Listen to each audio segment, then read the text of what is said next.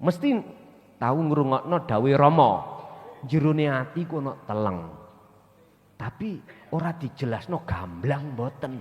Disitulah nanti kau akan menemukan kosong iku berisi, berisi iku kosong. Kau akan menemukan galihe kangkung. Ternyata itu maksudnya al-fu'ad.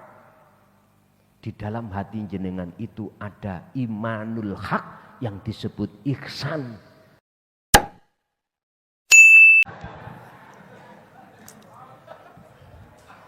Salam takdim Kiai, perwakilan dari Gresik Pak. Sedikit ingat dalam Ihya Ulumuddin 195 ketika Nabi Musa bertemu seorang hamba yang dia tidur di atas tanah tanpa alas dan bertidurkan dengan batu dan berselimutkan dengan jubah. Ketika itu Nabi Musa alaihissalam bertanya kepada Allah, "Wahai Allah, ada seorang hamba yang menyia-nyiakan dunia." Kemudian Allah mengingatkan kepada Nabi Musa, "Apakah engkau tidak tahu wahai Nabi Musa, apabila aku memusatkan pandanganku terhadap seorang hamba, maka aku sirnakan dia terhadap dunia." Yang saya tanyakan, memusatkan pandangan terhadap dunia dalam kacamata syariat dan hakikat ya. Terus kemudian seorang salik ketika bermahabbah, pandangan yang bagaimana ketika Allah memusatkan pandangannya terhadap si hamba. Kemudian yang kedua, banyak di dalam Al-Quran ditemukan antara sodr, qalb, fuad dan baitullah atau disebutkan dengan sir. Mohon penjelasannya Yai. Mohon maaf, terima kasih sebelumnya.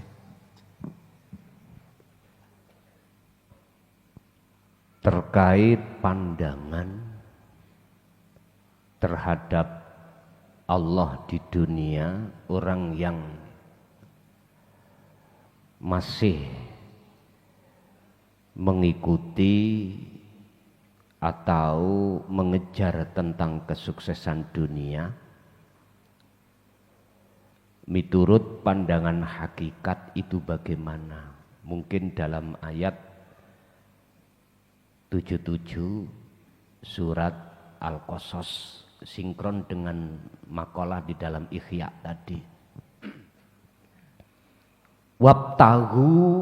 Wabtagi raihlah fima ing dalam opo ataka kang nganugrahake nekaake ka ing sira sapa Allah Gusti Allah. Raihlah anugerah yang Allah hadirkan terhadap Anda semuanya. Pertama, anugerah darul akhirah, negeri akhirat. Berarti akhirat. Berarti hati hanya memandang akhirat. Golongan hati manusia yang memandang akhirat itu tidak hanya orang-orang secara fisik harus tinggalkan dunianya saja, enggak.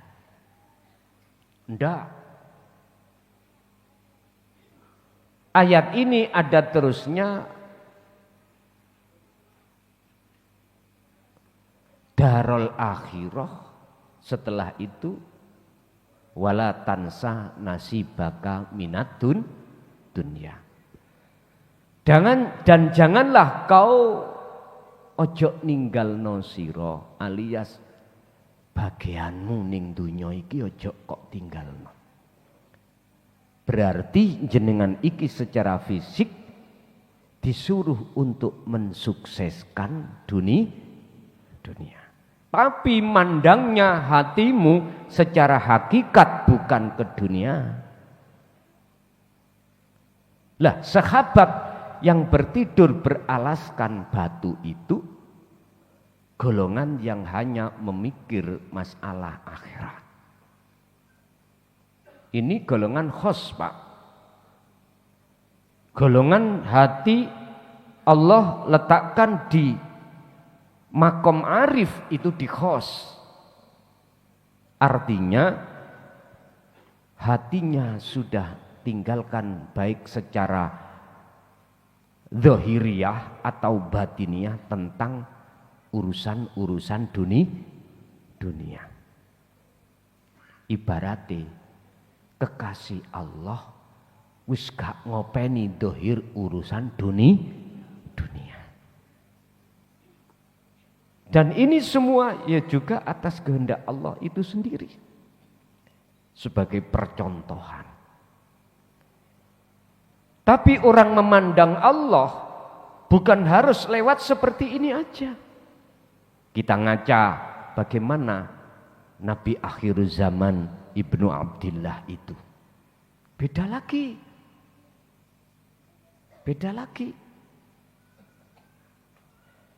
Beliau juga mensukseskan terhadap urusan-urusan dunia. Beliau. Tapi dia tidak terkontaminasi dengan suksesnya dunia. Karena apa? Karena beliau selalu memperhatikan seruan Allah di dalam ayat tentang masalah zikir. Alladzina amanu, bagi orang-orang yang beriman,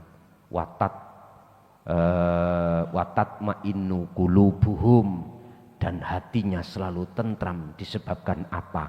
Bizikrillah. Karena sebab dia selalu ingat pada Allah. Ala bidzikrillahi tatmainnul qulub. Ingatlah, hanya hatimu mengingat Allah, jiwamu akan damai. Niki surat Ar-Ra'd ayat 28. Di situ dikatakan mukmin. Artinya tidak hanya Rasulullah melaksanakan menjaga hati tidak mudah terkontaminasi, terpengaruh dengan kebiarannya dunia, akan tapi di situ disebutkan mukmin, golongan kita juga harus seperti itu. Sebabnya apa? Dia selalu hatinya itu tatmainnul qulub. Jawabannya menurut ayat itu bidzikrillah. Sebab dia selalu ingat kepada Allah. Jadi cara memandangnya, dia itu mengikuti makalah fi kulli mukawwanat khafiyun ay hayyun wa huwa wujudullah. Iku ing dalem saben-saben makhluk lho niki.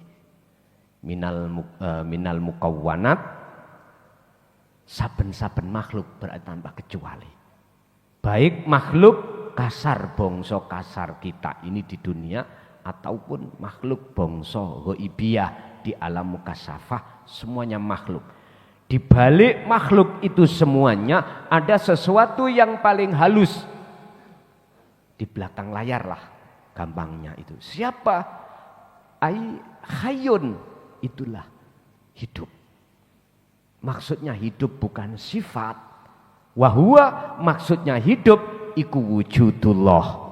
Sehingga Allah pantas dalam hadits qudsi mengatakan, janganlah kau sembah namaku, janganlah kau sembah sifat dan datku, tapi sembahlah aku. Cocok nak nggone surat Toha ayat 14. Innani anallah la ilaha illa ana fa'budni wa aqimis sholah lidikri. Aku terus. Apakah Rasulullah Muhammad juga menyampaikan? Iya. Jawabannya di mana dasar hujahnya? Al-Anbiya 25. Lihat di situ. Semua Rasul itu risalah menyampaikan ketauhidan Allah, nggak pernah geser. Kalau syariat geser karena zaman, hakikatnya mboten pernah geser. Mulai zaman Nabiullah Adam sampai Nabi Muhammad, tauhid risalah iki sama. Wa ma arsalna min qablika mir rasulin illa nuhi ilaihi annahu la ilaha illa ana. Enggak pernah geser. Cuman syariat geser karena zaman. Begitu juga zaman sekarang dengan zaman baginda Rasul, syariatnya beda, Pak. Contoh, syariat jeneng Nabi waktu dahar belum ada sendok, Pak. Dengan asto, dengan tangan dipuluk. Mungkin zamannya lagi belum ada sendok suru. Apa itu? Godong pisang. Lah ngoten dulu sampean ngoten. Sekarang beda. Syariatnya makan sendok. Tapi belum tentu syariat Kanjeng Nabi total dihilangkan. Makan dengan tangan. Syariat lagi. Kita bepergian, beliau zamannya selalu pakai onta atau kuda atau keledai. Sekarang zamannya berbeda, pakai sepeda, pakai mobil.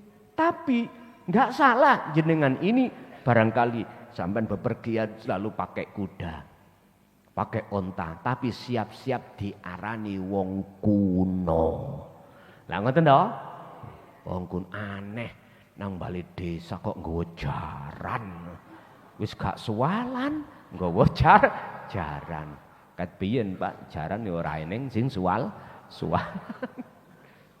Pun. Nek tauhid risalah tentang tauhid enggak pernah serambut geser pun enggak pernah. Inilah risalah yang ini yang dianggapnya itu keluar jalur, padahal ini yang benar yang harus disampaikan. Bon.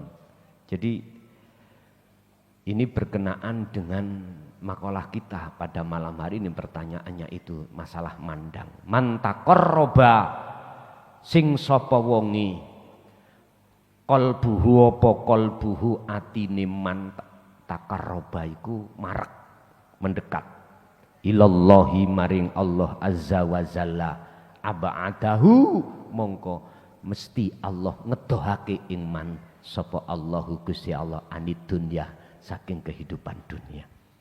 Dan ini ada dua golongan, ada yang khos, ada khawasul khawas. Yang khos berarti seperti sahabat yang dimaksud panjenengan wau. Secara dohir bojo ditinggal, anak ditinggal, pokoknya seluruh berkenaan dengan urusan manusia dan makhluk dia tinggal. Hatinya selalu terus berpikir. Ini mudah. Kalau dibanding dengan khawasul khawas. Khawasul khawas enggak. Walaupun secara fisik dia itu berkontaminasi atau campur dengan dunia, hatinya mandangnya kepada hayyun. Memandang sesuatu yang halus, yaitu hidup. Itulah wujudnya Allah. Tentunya beliau tidak lepas dari tali Allah, yaitu zikir tersebut. Yang kedua, tentang masalah sabar atau bahasa fuad atau sir. Inilah yang saya gabung menjadi satu kalimat daqaikul asror. Apa? Lembuti perkara sing lembut. Istilah bahasa Jawa. Ning jerone ati iku ana teleng. Sampeyan sing nanti nang kejawen mesti tahu ngrungokno dawuh Rama. Jerone ati iku ana teleng. Tapi ora dijelasno gamblang mboten. Disitulah nanti kau akan menemukan kosong iku berisi, berisi iku kosong. Kau akan menemukan galihe kangkung. Ternyata itu maksudnya al-fu'ad. Di dalam hati jenengan itu ada imanul hak yang disebut ihsan. Nek cara hadis Kanjeng Nabi tentang ihsan, ketika jenengan iki menyembah, menghadap kepada Allah, ada dua. Anda itu bisa melihat wujudnya Allah, tapi bukan Anda itu makhluk. Paham nggih? Yang dikatakan makrifat itu bukan makhluk bisa melihat Allah. Apa mungkin perkara yang enggak wujud bisa melihat wujud? Ternyata yang dimaksud makrifat yang wujud, yang bisa melihat yang wujud hanyalah yang wujud. Kalau tidak bisa, fa illam takun taro, apabila kau belum bisa melihat wujudnya Allah, seakan-akan kau selalu dilihat oleh. Itulah proses jenengan itu melakukan su'aul basyirah, merasakan kehadiran Allah. Karena lewat inilah baru jenengan bisa antak budallaha ka'annaka lahu taroh. Bisa dikatakan ihsan itu muncul dalam hati jenengan. Nek cara wong Jawa al-fuad, itulah rasa. Sirul asrar munculnya. Baru kalau ini sudah jenengan asah, muncul yang namanya ainul basyirah, bertemu Allah, sabar mesti muncul. Sabar itu muncul. Wong sabar, takrifi sabar iku ngene ya, Pak. Diweni susah, senang, wis gak ono bedane. Abot nggih? Abot. Ujian jenengan sing paling abot. Nek garwa sampean diuji Allah, digondol kucing garong. Abot pol. Ngerti kucing garong? Nggih. Abot. Tapi bukan berarti abot iku selamanya berat. Akan jadi ringan manakala keakuanmu makhluk itu sudah hancur. Mekaten. Ada lagi. Pungkasane ngono. Nggih, pun. Godhong gedang, godhong telo, didik dang nggih padha krasa. Nggih, Bapak Ibu hadirin jamaah rahimakumullah. Mulai awal sampai akhir apa yang kita terima dari sisi Allah, ilmu tersebut estu Allah tetap mentakdirkan menjadi ilmu yang bermanfaat kepada kita dan anak putu kita ila yaumiddin. Lahumul Fatihah.